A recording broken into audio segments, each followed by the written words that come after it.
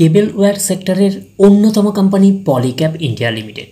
পলিক্যাবের হচ্ছে আমরা ফান্ডামেন্টালসটাকে নিয়ে অ্যানালিসিস করব, দেখব যে কোম্পানিটা ফান্ডামেন্টালি কতটা সাউন্ড রয়েছে। তো কোম্পানিটা এখন ট্রেড করছে 7,335 টাকায় এখন ট্রেড করছে। আমরা যদি চলে যাই কোম্পানিটার মার্কেট ক্যাপিটালাইজ হচ্ছে অ্যাপ্রক্স 1,00,000 কোটি টাকার মার্কেট ক্যাপিটালাইজ, অর্থাৎ এই কোম্পানিটাকে আমরা লার্জ ক্যাপ টাইপের কোম্পানি হিসাবে কনসিডার করতেই পারি। তো কোম্পানিটার পিই রেশিও আছে 62.07 হচ্ছে পিই রেশিও। এবং আমরা যদি চলে যাই কোম্পানিটার 52 উইক হাই কত আছে 7,353 টাকা 55 পয়সা হচ্ছে 52 উইক হাই। এবং আমরা যদি চলে যাই কোম্পানিটার 52 উইক লো 3,801 টাকা হচ্ছে 52 উইক লো। তো কোম্পানিটার একদিনের পারফরমেন্স দিয়েছে 5.5% মতন পজিটিভ রিটার্ন জেনারেট করেছে একদিনে। 5 দিনের পারফরমেন্স করেছে 10% মতন পজিটিভ রিটার্ন জেনারেট করেছে 5 দিনে। 1 মাসের পারফরমেন্স করেছে 9% মতন পজিটিভ রিটার্ন জেনারেট করেছে 1 মাসে। 6 মাসের পারফরমেন্স করেছে 41% মতন পজিটিভ রিটার্ন জেনারেট করেছে 6 মাসে। 1 জানুয়ারি থেকে পারফরমেন্স করেছে 34% মতন পজিটিভ রিটার্ন জেনারেট করেছে 1 জানুয়ারি থেকে। আমরা যদি চলে যাই 1 বছরে, তো 1 বছরে পারফরমেন্স করেছে 37% মতন পজিটিভ রিটার্ন জেনারেট করেছে 1 বছরে। তো ন্যাচারাল ব্যাপার, আমরা জানি যে শর্ট টার্মে সেভাবে ওয়েলথ ক্রিয়েট হয় না স্টক মার্কেট থেকে। যত লং খেলবেন স্টক মার্কেটে তত হচ্ছে ওয়েলথ ক্রিয়েট হয়। বাট এই কোম্পানিটা কিন্তু শর্ট টার্মে অর্থাৎ 1 বছরে কিন্তু একটা ডিসেন্ট টাইপের পারফরমেন্স করেছে। আমরা এইটুকুনি বলতে পারি 37%-এর মতন পজিটিভ রিটার্ন জেনারেট করেছে 1 বছরে অর্থাৎ শর্ট টার্মে। তো এখন দেখার বিষয় কোম্পানিটা কি লং টার্মে ভালো পারফরমেন্স করেছে, লং টার্মে কি শেয়ার হোল্ডারদের ওয়েলথ ক্রিয়েট করে দিয়েছে, সেটাই কিন্তু এখন আমাদের দেখার বিষয়। তাহলে আমরা চলে যাচ্ছি 5 বছরের চার্ট প্যাটার্নে। 5 বছরে পারফরমেন্স করেছে 999%-এর মতন পজিটিভ রিটার্ন জেনারেট করেছে 5 বছরে।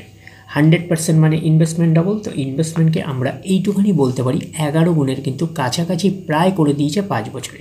তো 5 বছরে কিন্তু হিউজ ওয়েলথ ক্রিয়েট করে দিয়েছে শেয়ার হোল্ডারদের, আমরা এইটুখানি বলতেই পারি।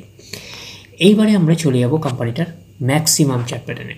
তো ম্যাক্সিমাম চার্ট প্যাটার্ন হিসাবে পারফরমেন্স করেছে 1040%-এর মতন পজিটিভ রিটার্ন জেনারেট করেছে অল টাইম বা ম্যাক্সিমাম। তো কোম্পানিটা লিস্টেড হয়েছে 2019-এ, তাহলে 2019 থেকে এখনও অবধি রিটার্ন জেনারেট করেছে 1040%-এর মতন পজিটিভ রিটার্ন জেনারেট করেছে অল টাইম বা ম্যাক্সিমাম। তো ম্যাক্সিমাম চার্ট প্যাটার্নটা লেফট টু রাইট ওপরের দিকে মুভ করছে। তো সেই হিসাবে কিন্তু একটা ডিসেন্ট টাইপের চার্ট প্যাটার্ন হিসাবে আমরা কনসিডার করতেই পারি। তো এখন দেখার বিষয় কোম্পানিটার ব্যালেন্স শিট কতটা সাউন্ড রয়েছে। তাহলে আমরা চলে যাচ্ছি কোম্পানিটার ব্যালেন্স শিটে। আমরা চলে আসলাম কোম্পানিটার হচ্ছে ব্যালেন্স শিটে। আমরা ডেটা পাচ্ছি কবে থেকে, আমরা ডেটা পাচ্ছি 2014 থেকে আমরা ডেটা পাচ্ছি। আমরা ডিরেক্টলি চলে যাব কোম্পানিটার হচ্ছে রিজার্ভ অ্যান্ড সারপ্লাসে। চলে আসলাম রিজার্ভ অ্যান্ড সারপ্লাসে। প্রথমে ছিল 1412 কোটি, তারপরে সেটা গ্রো করে 1489 কোটি, তারপরে 1642, 1853, 2206, পরপর কিন্তু গ্রো করছে। তারপরে 2706, 3688, 4605, 5394, পরপর কিন্তু গ্রো করছে। তারপরে হচ্ছে 6487, পরপর গ্রো করছে। তারপরে হচ্ছে আমরা পাচ্ছি কত 6487 পরে সেটা হচ্ছে আমরা গ্রো করে আবার পাচ্ছি 8037। তাহলে আমরা দেখে কি পাচ্ছি, আমরা দেখে বুঝতে পারছি যে রিজার্ভ অ্যান্ড সারপ্লাসের মধ্যে কনসিস্টেন্সিও রয়েছে প্লাস কিন্তু গ্রোথ রয়েছে। তো এটা থেকে একটা আমরা ওভারভিউ পেতে পারি যে নেট প্রফিটের মধ্যেও কনসিস্টেন্সি প্লাস গ্রোথ থাকার পসিবিলিটিস অনেক অংশে রয়েছে।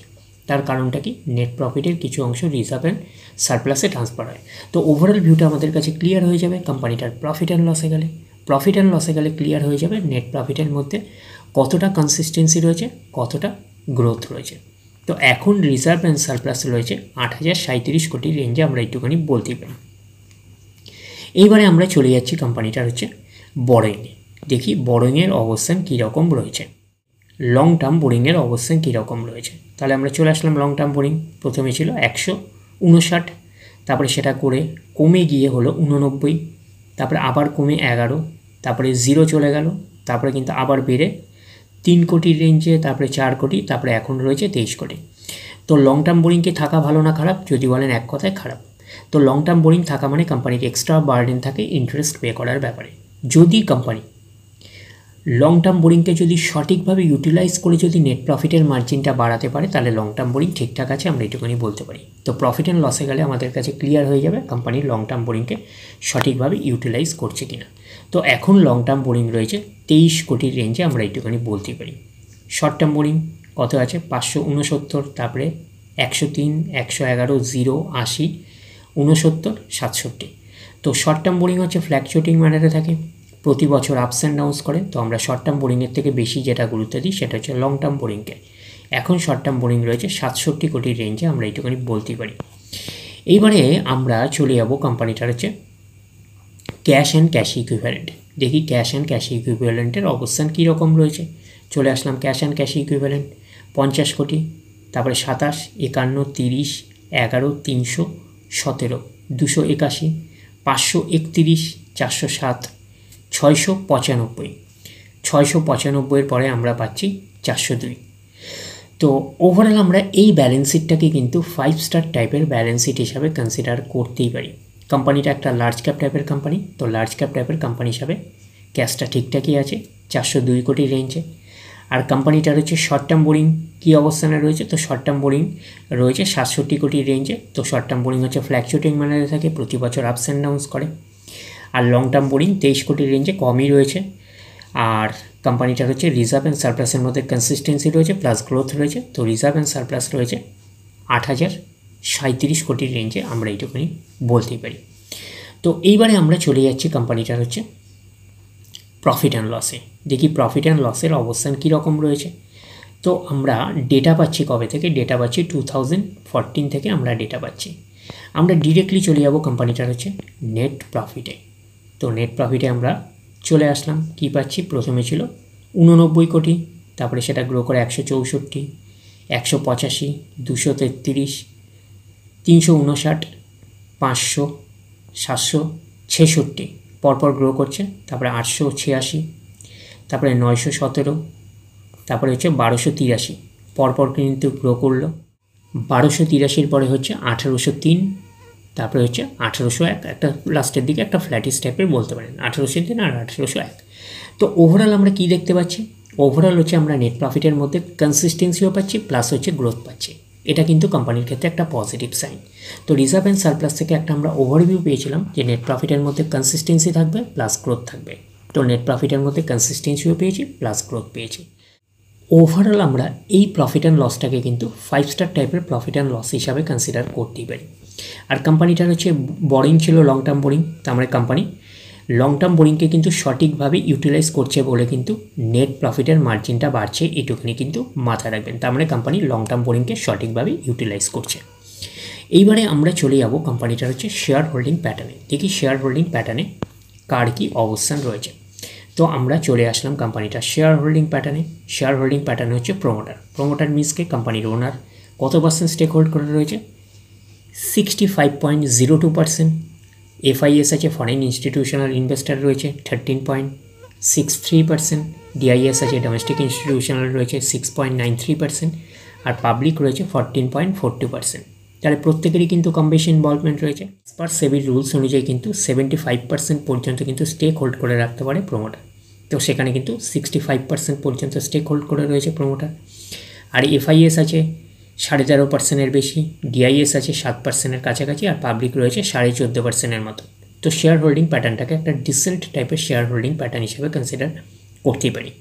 তো কোম্পানিটার নাম হচ্ছে পলিক্যাপ ইন্ডিয়া। তো কোম্পানিটা হচ্ছে কী করছে, কোম্পানিটা হচ্ছে Polycab is India's leading manufacturer of cable wires. তাহলে কেবল ওয়্যার সেক্টরের কিন্তু লিডার কোম্পানি, এটুকুনি কিন্তু মাথায় রাখবে। তো প্লাস হচ্ছে সাথে সাথে কী আছে, ফ্যানস তৈরি করছে, সুইচ তৈরি করছে, সুইচ গিয়ার্স, LED লাইটস। তো এইসব রিলেটেড হচ্ছে এই কোম্পানিটা কিন্তু ম্যানুফ্যাকচারিং করছে, এটুকুনি কিন্তু মাথায় রাখবেন। তো কোম্পানিটার মার্কেট ক্যাপিটালাইজ অলরেডি বলা হয়ে গেছে, অ্যাপ্রক্স 1 লাখ কোটি টাকার মার্কেট ক্যাপিটালাইজ। অর্থাৎ কোম্পানিটাকে আমরা লার্জ ক্যাপ টাইপের কোম্পানি হিসাবে কনসিডার করতেই পারি।